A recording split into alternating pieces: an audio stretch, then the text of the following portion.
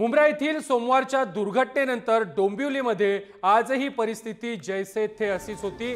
सुरक्षेच्या दृष्टीने दरवाजे बंद असलेल्या एसी लोकलमधून प्रवास केलेल्या प्रवाशांनी या एसी लोकलला पसंती दिलेली आहे। विशेष म्हणजे एसी लोकलमध्ये प्रवाशांची इतकी गर्दी झाली की तब्बल 10 ते 15 मिनिटे एसी लोकलचे दरवाजे हे बंदच होऊ शकलेले नव्हते। तेवढा वेळ लोकल जाग्यावरतीच थांबलेली होती। डोंबिवली स्थानकामध्ये हा संपूर्ण प्रकार घडलेला होता।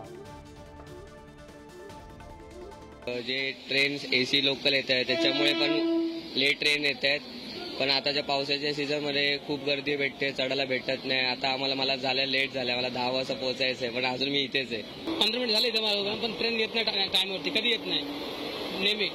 तुम्ही द्या ना, गाड्या वाढवा ना लोकांना। गाड्या जर असतील व्यवस्थित जायला तर लोक, आता एसी ट्रेन गेली तुम्ही पाहिलीत, व्यवस्थित लोक गेले चढून। जर अशा जर गाड्या तुम्ही बाकीच्या गाड्या जर नॉर्मल अशा सोडल्या तर लोकांना, प्रवाशांना लटकून जायची गरजच नाही ना। व्यवस्थित जातील लोक, कोणाला आपला जीव धोक्यात घालून प्रवास करायचा। ट्रेन्स वाढणं गरजेचं आहे आणि ऑफिसच्या फ्लेक्झिबल टायमिंग पाहिजे। ऑफिसमध्ये 1 मिनिट उशीर झाला तरी इश्यू होतो।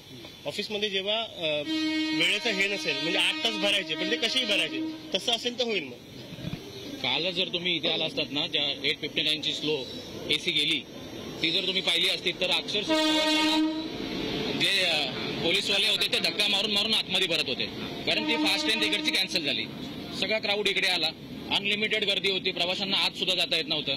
म्हणजे अशी अवस्था आहे। परवाच्या दिवशी इन्सिडेंट होऊन सुद्धा काल ट्रेन 15 ते 20 मिनिटं उशिरा होत्या।